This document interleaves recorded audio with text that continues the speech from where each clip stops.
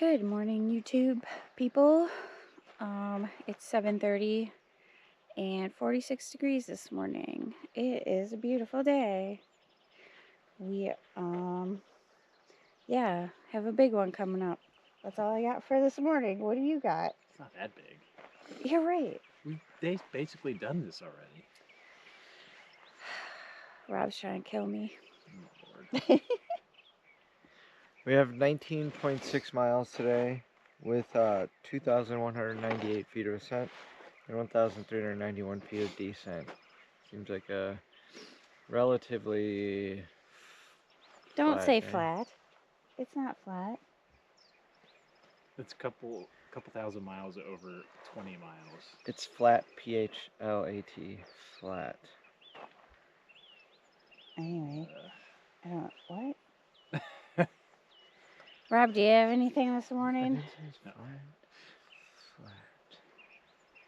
All right. It was a nice effort, I guess. Yeah, I'm just trying to be nice. All right, let's go.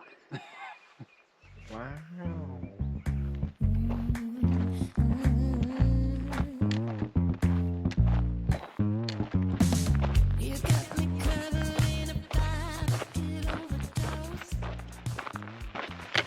This is a sad one. So, yesterday, when I told you guys all of the information and I said it was like a happy, good time where, we were working together with the Native Americans. Well, so in like 1871, after the Apache were living outside the camp for a little while, a bunch of Tucson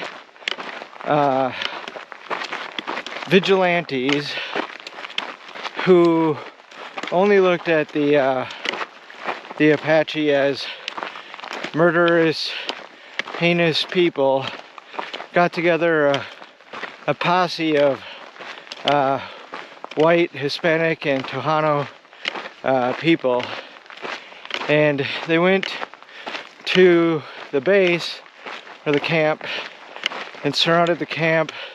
The army couldn't help them, and those Tucsonian residents, aka vigilantes,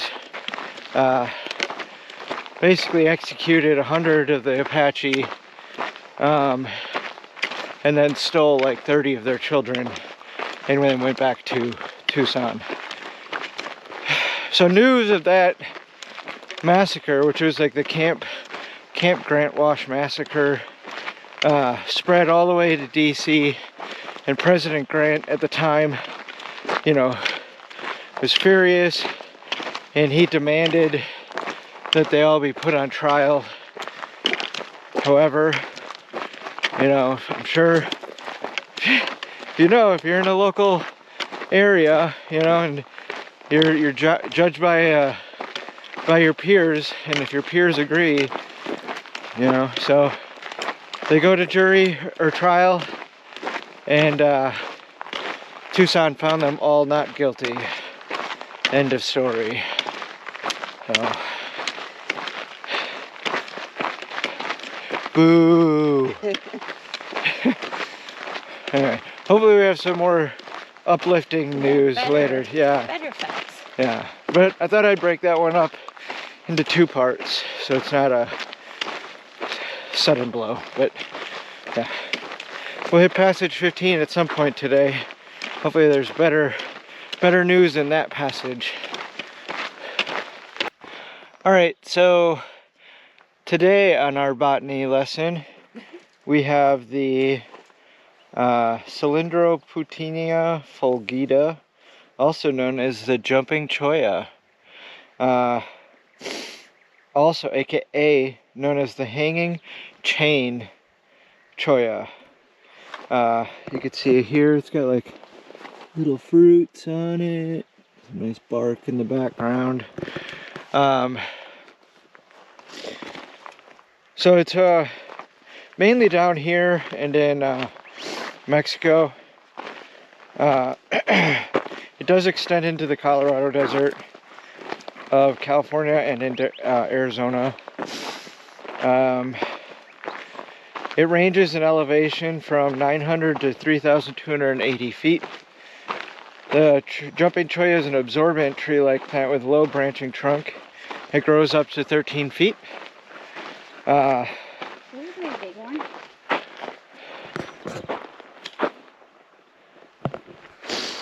They're all over around here. The flowers are white and pink, streaked with lavender.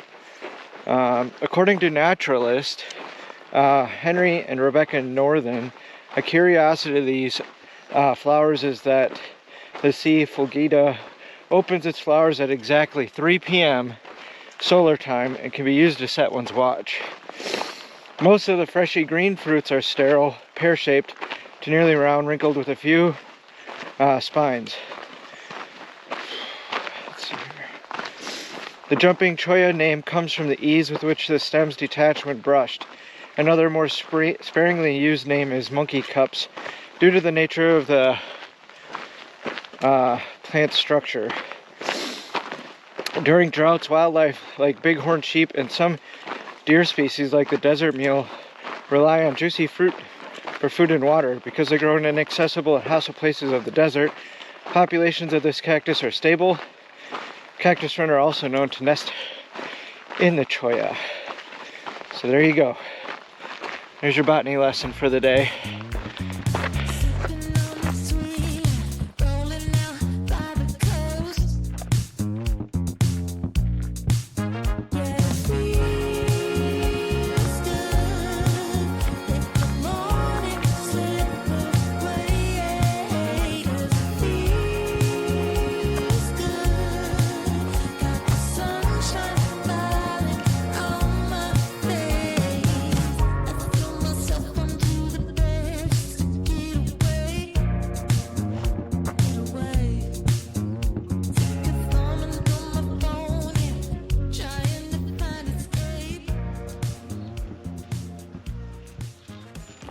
All right, that was our first water stop of the day. Our next one is in about 8.4 miles. And so far all day has been a road walk, but I think we're about to jump off the road and head up what it looks like.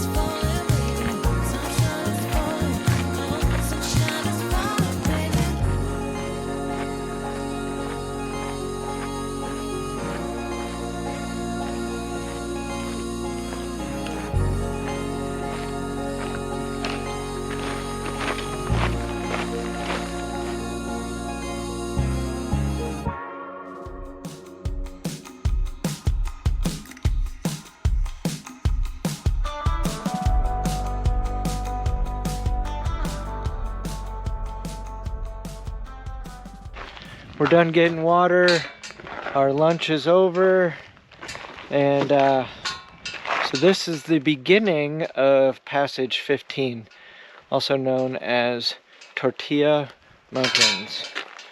Got some Bonnie and Clyde sort of story for you, and then some escaped prisoners we'll talk about in a little bit.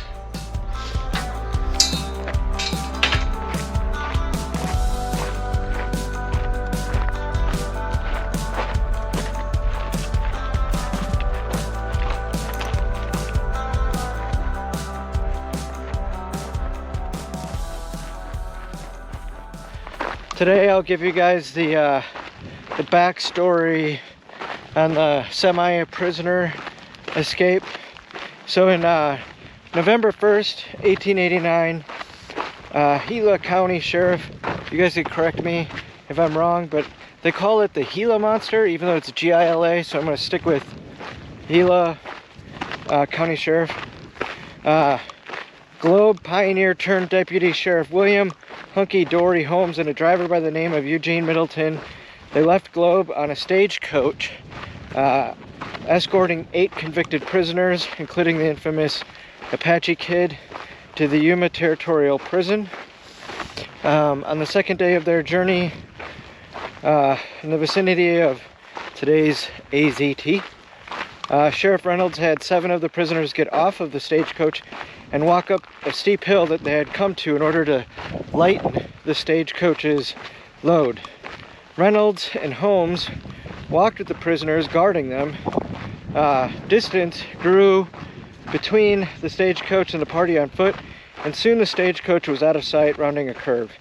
The Apache prisoners suddenly turned on Reynolds and Holmes before the prisoners shot, knocking them to the ground and attacking them. Holmes was hit in the head with rocks before the prisoners shot him in the head with his own rifle.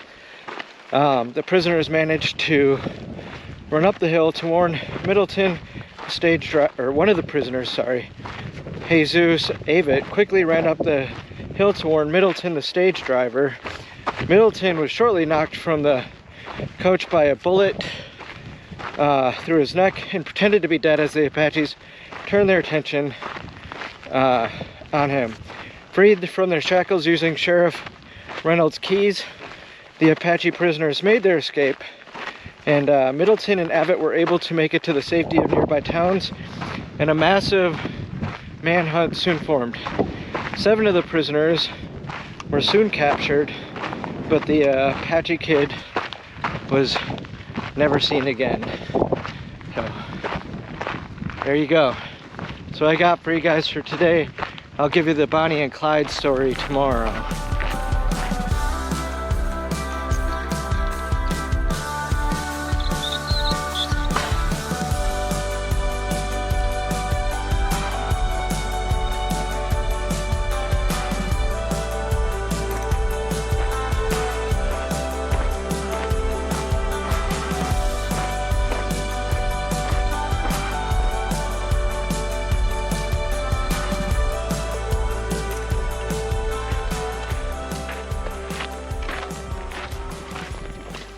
Okay, so it's been about a half hour. We got here about 5 o'clock. Made it our 19.6 for the day. We had to walk down the side road for about, what would you say, like half a block? Yeah, like a block. But it's really cool, nice area. This is where we're set up. There's Leo. There's Rob over there relaxing. But kind of feels like a real campground, so that's pretty cool. Or like a camp area, I guess. The grass. But we're gonna finish getting set up and we'll be back. Alright, so we're gonna close out our day for the day. Me and Rob are done eating dinner. He had beef stroganoff without mushrooms. And I had, what did I have? Chicken and rice, I think, something like that. Homestyle chicken. So here's our, we're just watching the sunset right now. Kinda. Rob's ready to go home. Listening to the cows moo. More cows, yeah. He's ready to go play his video games. Heck yeah. Today wasn't a flat day, but it was, I will admit, not horrible. It was a lot of like, woo, woo, woo, Really which high is what standards on they that. call flat. That's so. what you call a pH flat. Oh, okay. I don't know if we're doing that again. Anyway, so tomorrow, we're going to get up a little earlier. We're doing 19-ish again, and we're going to try to make it to the bridge by Kearney. And maybe go in and do a resupply, maybe get some pizza. We don't really know yet, so we got a plan A and a plan B, supposedly. So we'll see. Anyways, do you got anything for the night? I thought the day was flat.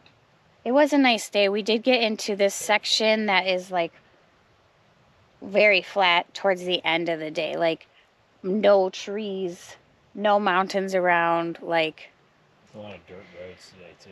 there was a lot of, there's a lot more grass than I had expected before starting this. I don't know. I think that's kind of cool. I expected it to be all just like dirt, but anyway. You got anything tonight, Rob? Nope. Nope. All right. See you guys tomorrow morning then. Good night.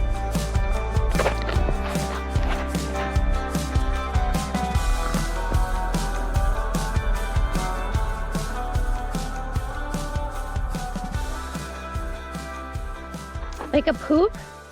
Is that a poop? I seen some over there too. Or like on my side. I thought it was a poop.